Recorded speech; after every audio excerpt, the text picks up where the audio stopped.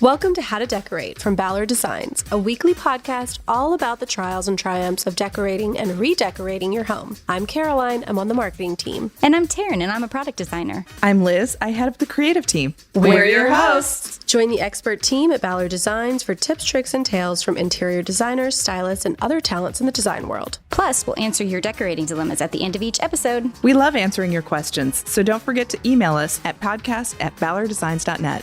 Now, on with the show. All right, we've got a new house tour series up. So, of course, we're dropping the full conversation here in the podcast feed. You probably remember a couple weeks ago, we had my friend Zoe Gowen, who is an interior designer in Birmingham, on the show. And she recently showed us around her client's beautiful cedar shake home in Birmingham. So it's a neutral space. It's such a great example of how to do neutrals right. It's layered, it's warm, lots of antiques, but still in that calming, crisp color palette. So we'd love for you to listen here for the full conversation or go watch the video on the Ballard Designs YouTube channel, youtube.com/Ballard Designs, and we hope you enjoy.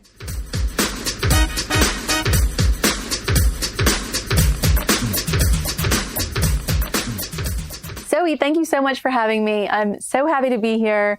I loved having you on the podcast and getting to hear all about your client work. So it's so nice to be here in person. Well, thank you. I'm glad you came. And this is a really good house for y'all to come in because it looks different from things that I'm kind of known for.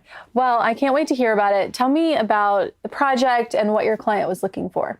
Sure. So my clients are originally from Alabama, but they had been living in Dallas for about 10 years, and it was time for them to come back to Alabama. But they didn't want to come back to Alabama without bringing a lot of Dallas influences with them.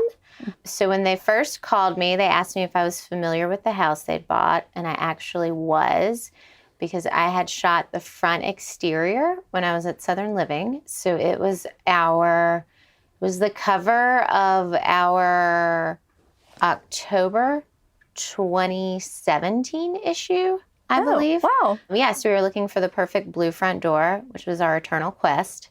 So that was a fun moment to bring into the house. So yes, I was familiar, but I'd never really been inside the house. So when they bought the house again, we wanted to kind of infuse their traditional roots with a lot of the more cosmopolitan Dallas. Mm-hmm. So we really did that by eliminating a lot of color. So we kind of gave it a fresh white and very light blue, clean slate. The house had wonderful bones. It had just been redone by a local architect about 10 years before. He'd taken it from a one-level cottage and added a second story, but he'd done it in a really tasteful, great way. So when you approach it, it has this dark cedar shake, and then it has the light blue front door. And so they had kind of brought in those New England elements by keeping a lot of the interior selections white and a dark navy that read almost like a black. Mm-hmm. And so we decided with my clients that we would bring in this just fresh sort of Dallas infusion of mostly white with the light blue touches. And then that also really opened up the house and made it feel more livable, because they had so many roots in Alabama that we knew that everyone would be over here all the time. So we really wanted to make this room that we're sitting in, which is the main living room, and really kind of the only living room, as comfortable and generous to seat as many people as possible. Yeah.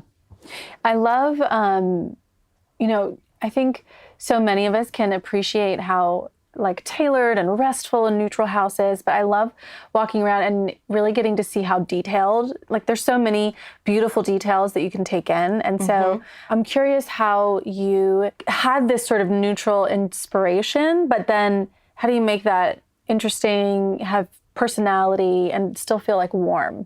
Yeah, thank you for that. That was kind of the goal. So when my clients, Lolly and Dustin, called me to tell me that they'd be moving back to Alabama from Dallas, I had known them for a long time, but we would see each other at dinners and things, and I'm very good friends with a lot of their family who are more traditional in taste. Mm-hmm. So when Lolly and I first met, I assumed that I knew what she wanted.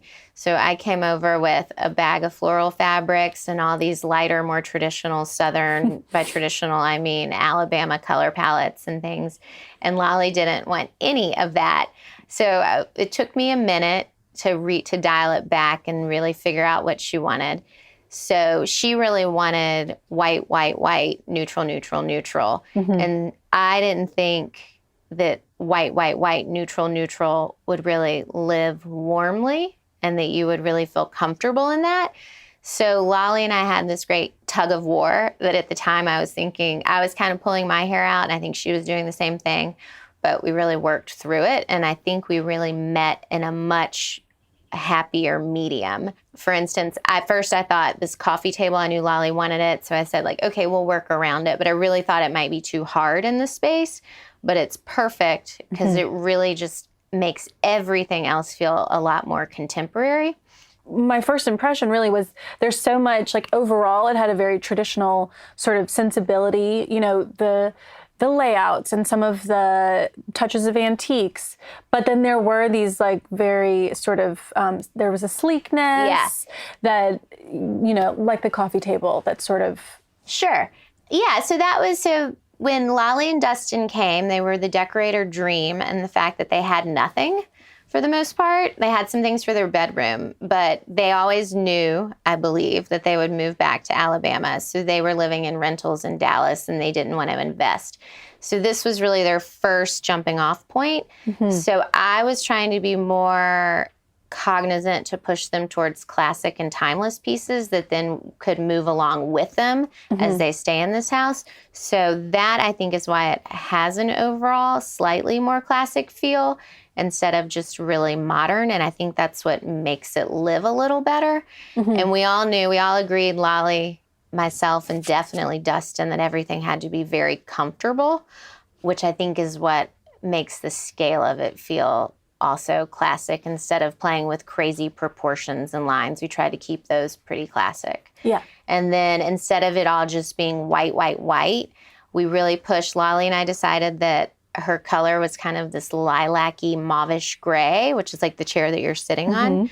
So that color can actually go in a lot of different directions. Yeah. Like paired with a brighter white, it feels gray, but it also just has this warm, easy feel. And then we pulled in with a lot of these brighter lilacs, and all of that, I will say, is tied into this great wallpaper panels that we did in the room that really kind of lend it an architectural presence too, and bring in these silvery tones.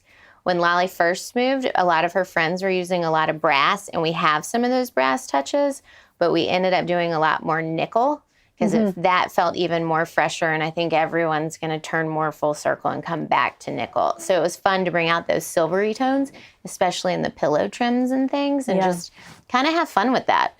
I love these panels. So can you tell us about the decision to use those? I mean, they really take a TV wall and add so much interest to it, and like create a focal point where you really don't have a lot of footprint, you know? Yeah. So this whole room where we're sitting in, I don't know what you're seeing on the camera, but the kitchen's over there. There's a breakfast room here, and then it opens out to the porch, and then this is the fireplace and the TV. So there's a lot going on. So it was really kind of how to calmly balance those focal points. So if you're looking in one direction, you're thinking like, this feels like a complete view, blah, blah, blah. So we had these two panels that were, or these two cased openings that we treated as artwork.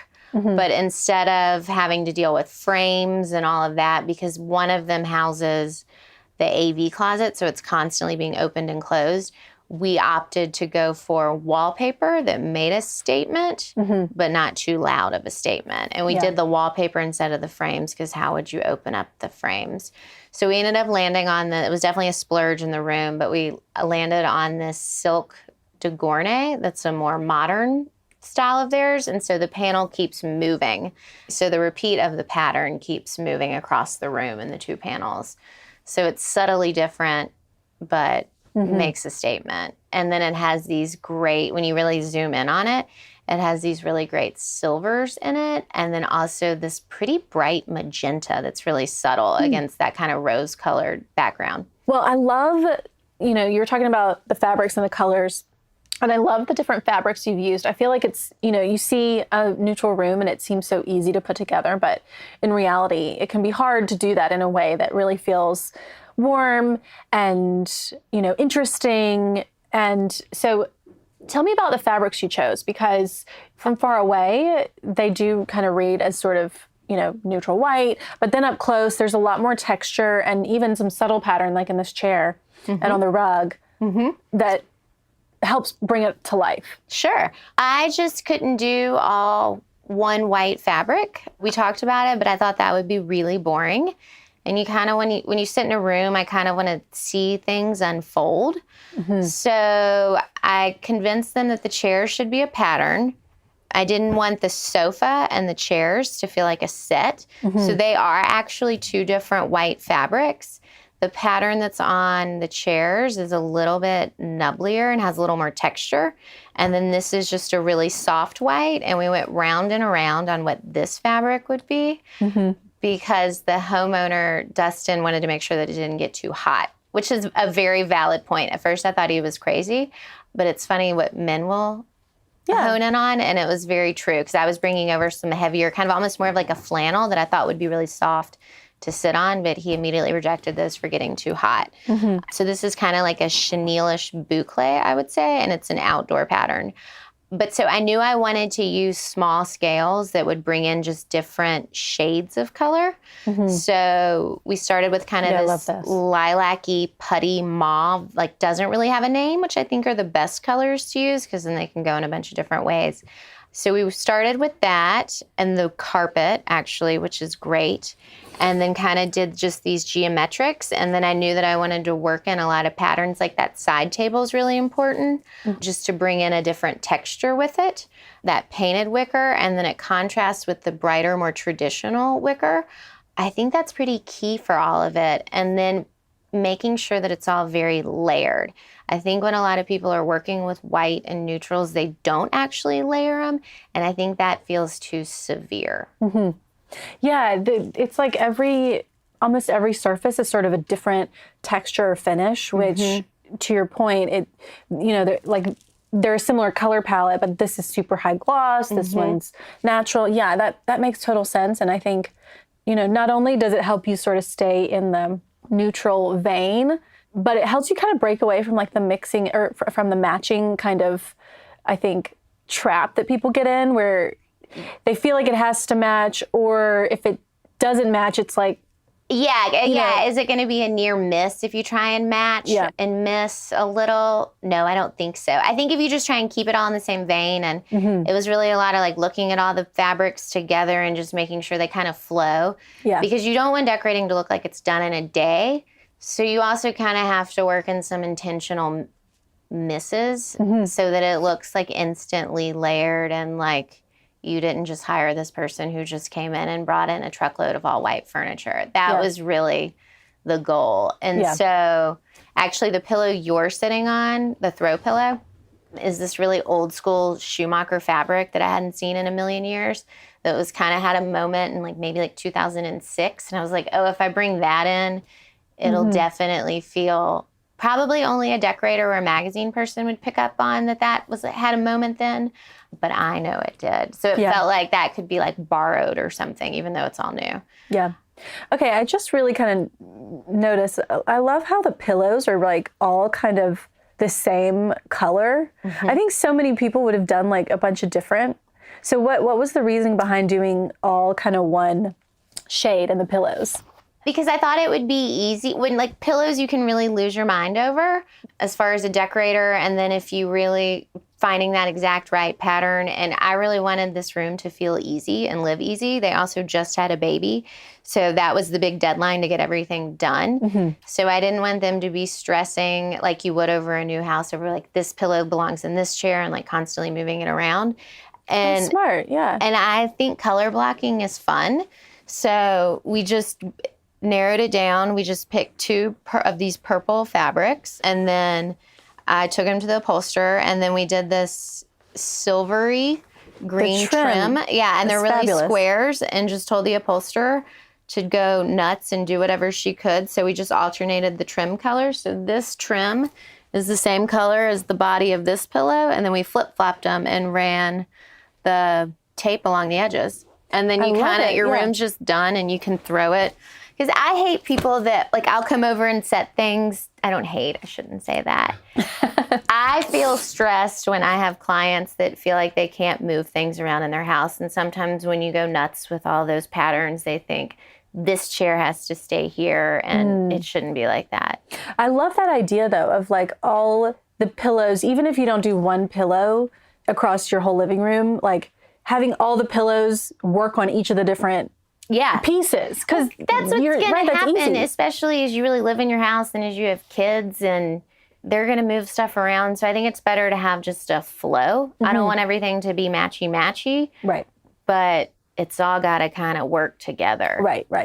It's like if these chair pillows came over here because, there'd be no difference. Yeah, like it, And these can migrate to the chair where you are. So, it's just a blend. Okay, you just mentioned your client just had their first child, and that was really the deadline for the project. So walk us through kind of what you did to make it kid-friendly. I mean, you already mentioned the outdoor fabrics, but, there's so many things that come with babies, extra toys and babies all that. And dogs. So these are outdoor fabric. The chairs, the swivel chairs are also outdoor. The chair you're sitting on is not outdoor. It's a Schumacher, like a glazed linen, which I think is so nice. We did not officially stain-proof them. Instead, what we did, there's this product called Vectra. It's a stain protector. But when they came in, Lolly, I think, was too pregnant to be dealing with spraying stuff. So I sprayed them down we went through 3 bottles.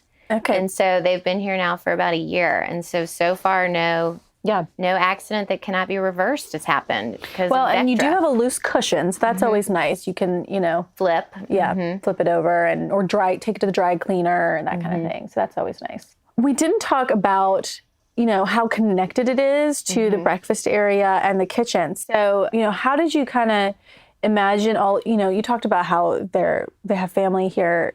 Imagine they're going to be entertaining a lot, hosting out-of-town guests and friends and family. So how did you sort of make sure this felt, it does feel dressy, but livable, but it's also right next to your kitchen. So it flows nicely. How did you kind of work that out? So the first thing we did, or we talked about doing, and that is one of the first things that we officially ordered, before there was a banquette there, but it was really just a hardwood bench. So I imagined that they would really be sitting there watching this big TV. So that banquette needed to be really comfortable. So we did a really nice, comfortable, extra thick cushion on that banquette that we redid. And it is also covered in a small kind of puttyish print Tebow fabric that's a Tebow Performance. And then we dressed it up a little to kind of flow with the rest of this room with this fun leather cord. And then for the table, before it was a square, I believe, and we just did a clean, modern Syrian-style marble-topped oval, thinking that the marble top would feel cohesive with the actual marble counters and that the oval's so easy to work around. And then we paired it with lighter made goods wicker chairs that can be pulled in and out. Because, this is the type of house where, people are here all the time and they're watching football games. So you can easily flip those chairs around and move them in so everybody can be right here. That was the premise for why we bought those chairs. Yeah. Well, I love the tulip table and how, it does kind of add in that sleekness that you said your clients wanted, but then against kind of a more kind of dressy living room, it works. They really balance each other nicely. Yeah. And then because this is going to be such an important eating area, we thought it needed a statement-ish light fixture over it, but also one that could easily go away. So this Julie Neal one for visual comfort is really pretty perfect. It's pretty feminine. This is actually a flower. Now that I think about it, it's the only flower in the house, but it's easy to see through and it has some presence and just feels youthful and clean. Yeah. Okay, we got to move into the dining room because that was one of the first rooms that I saw in the project, and I love that space because, it really kind of captures what you were saying your client wanted. It's a little bit traditional, but it has a sleekness and a sculptural element to it. there's so many lovely shapes and they all really stand out against that blue wall. So what was the inspiration in there? Thank you. That dining room was originally, I believe, the living room of this house. So it has this great little mantle that's pretty small in scale. And the architecture of the room was really important. And as Lolly does love this lilac-y gray color, she also loves blue. And she's also very clean and understated. So I convinced her in there that we would do blue, also because you see it from the street. So I was kind of channeling this clean Swedish, also with the touch of Southern. So I thought that nickel lantern felt very Southern. And then we did the room blue. And to pick out the great millwork, I did a tonal color. So it's a darker blue on the walls. It's still very light. And then an icier blue on that one paneled wall. And then just to keep it clean, but pretty not traditional, I would say, actually pretty classic, we did that intentionally underscaled round convex mirror that felt just really modern. Kind of masculine, honestly. Something about a convex mirror always feels masculine to me. Like it goes in a library or something. Yeah, and the room sort of has those proportions, so that felt right in there to me. And then, again, because I didn't have any furniture, so we really wanted, at the time, we really wanted to order pieces that could grow with them. So we have this great hickory chair table that extended as an oval, but really they live with it as a circle. And I just imagined down the road it could end up as an entry table or a little breakfast table or anywhere. But it's that traditional dark wood table, which she really wanted a dark wood table. But that one, when you really look at it, it has kind of updated, fresher lines on the base of it. And then the white on white chairs were great. And then she really wanted something that felt very different. So we did that fluted sideboard in there. Love that piece. Yeah, it really updates it and feels unexpected. But the color palette is just very clean and soft and pretty cool. It's a funny mix of, like, the rug is very cool. There's the trim color on the wall is very cool, but the overall wall color is really pretty warm and has a lot of dimension in it intentionally. Because you really see that. That's like the welcome from the street and when you walk in.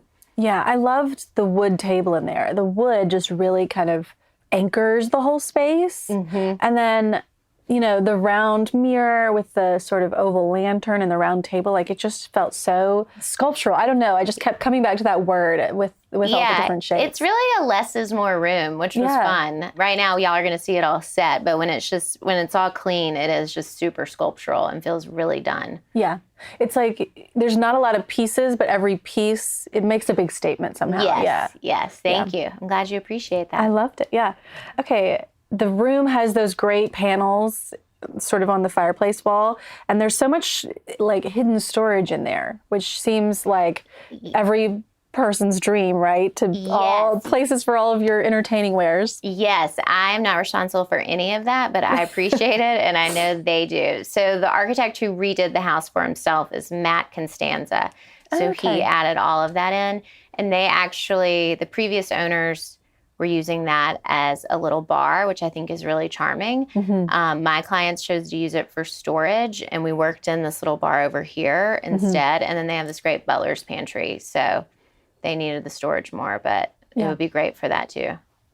Let's talk about the guest bedroom. I love kind of you've got a little purple, you've got a little blue, in there you've got some green, and then you also have those real like warm kind of tan browns. So talk us through that space. Sure. So the guest room is really a lot of compromise. So it was black with a lot of millwork in it. It's transitioned a lot.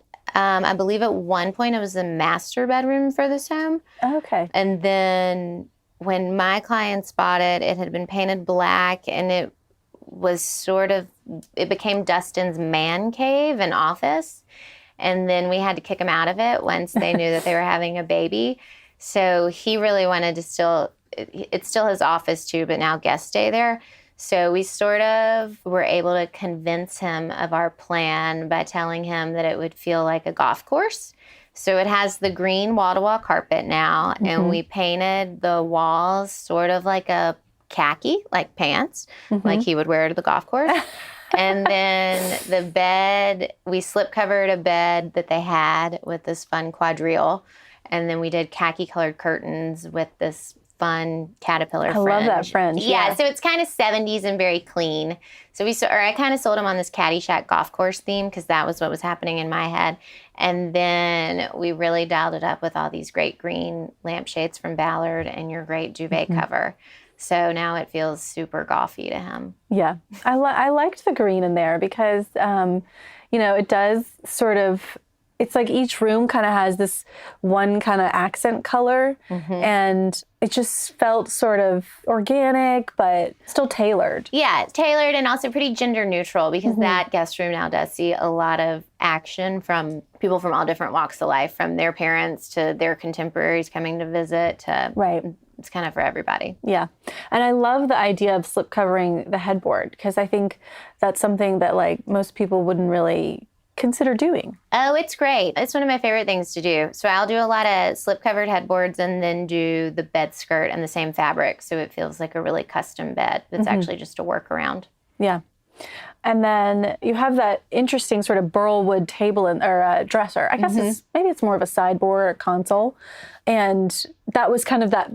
It's like each room had its little sleek contemporary moment, and that was sort of the one in there. Yes, that is definitely. You feel like you're on vacation in there. It feels just fun. Yeah. Like a throwback. I think when their parents stay in there, they probably feel like it's a bad 70s throwback, but the younger people are more like, what is this? This is like a new experience. Yeah. Okay, let's go upstairs and talk about the primary bedroom because you've sort of repeated that lilac color up there, and that's such a pretty color for a bedroom. It's just so soft, but very restful too. Sure. So in the primary bedroom, we went round and round on color. At one point, there was going to be no color. And then they both kind of decided on blue because that's an easy color. But I thought y'all have too much blue already. Between the front door is really such a statement. So the front door, the backsplash in the bathroom, or in the kitchen, and then the dining room. Blue And the powder room. Yeah, and the powder room. Blue felt pretty easy. So it's sort of, is it purple, is it gray, is where we arrived. And we didn't want Dustin to feel like he was sleeping in like a grape. So again, we leaned into kind of that grayish mauvey color, and we started with the curtains in there. And it's really pretty neutral. And those curtains are wonderful. It's from this fabric designer called Radish Moon. And they're kind of like earthy and organic, but have some texture, and they just bring a lot to the room. So yeah, I love that through. I loved the pattern and how organic and sort of almost like watery kind of. Yeah, is it water? Is it tie-dye? Is it like a Rorschach test? Yeah, it can be anything. Yeah. So that's, I think, what you want in a master bedroom. Yeah. Like you want him and her to feel equally comfortable. And then we had more fun with the girlier bits in her side of, because they have his and her bathrooms on opposite sides, which is nice because then you can really bring out their personalities on those sides. Yeah. So we gave her that really feminine, fun chair with the button tufting and oh my gosh, everyone, like, it's like a very, sort of, not princess, but like old Hollywood, like starlet kind of it's super, it's really elaborate with the trim and everything. The upholsterer thought I was nuts, but that's okay. But again, we did it without any flowers. So that's fun in there. I love that space. And then we gave him a masculine touch. There is a wing back in there that he got from his parents that we upholstered, and this kind of silvery gray corduroy. Oh, pretty. Yeah. So nice to have his and hers bathrooms. That is what a luxury. For sure. Not sharing a sink or a toilet. Amazing. And then across the hall, there is little David's room, the baby. So tell us about that space. So for the nursery, that space will always be the nursery. But upstairs, the nursery is a twin bedroom for the secondary bedroom. Okay. So everything in that room was the bed, and the Roman shades were designed that they can move across the hall as David gets older. Even the shades. Okay. So we did these great Roman shades that are blackout, and those will move with him. And then we did this great day bed that's a gray outdoor performance fabric. And we went ahead and we fully upholstered both sides.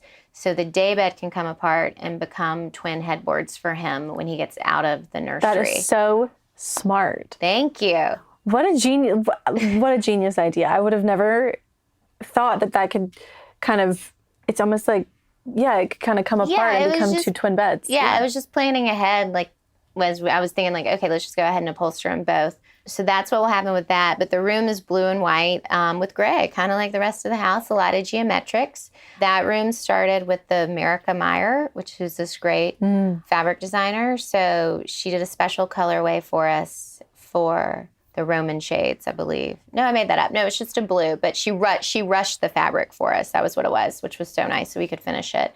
And then we did 3 Euro shams and another America Meyer on the daybed. And it all came together, and we did a lucite crib because that felt very Dallas. And then I happened to find it, and then I was in Dallas for another work project, and I walked past and I saw the crib in another Dallas shop, so that felt like a good find. Yeah. Well, it feels very almost cocoon-like in there and cozy. Yeah, with the great eaves in the roof, it feels like a really classic kids-shaped bedroom, from the Secret Garden or whatnot, but all redone for 2024. I love it. Okay, what about outdoor? Because they've got this great fenced-in little backyard, but you've done something kind of interesting in the sort of, I guess, patio space. Sure. So they really live outside. They don't have a huge yard because they don't have a huge yard, but what they did was they have this black fence that kind of goes away and feels really lush. And then they have they have a lot of outdoor furniture. So to make it all feel bigger and make it feel more like a destination, we hung these great Ballard design mirrors all around the dark fence, the Grand Palais, so it feels double and it feels more like you're at a cool hotel or something. It does, yeah. And they have parties all the time and host showers for people, so now it really feels like a destination. So we used one of your umbrellas outside because before there really wasn't any shade, but I think everybody wants to have some shade in Alabama. Yeah. So if it's not a screen porch, I do always try and do some sort of a big umbrella. Yeah. It's nice to just be able to, and you can move it around, depending on where you need the shade at the moment. Yeah. Yeah. And then they had the great cafe lights. So the man that helped me put up the umbrella was a little concerned that it would be too much, but I really like how it feels all layered and there's the tree and it feels like there's shelter. Yeah.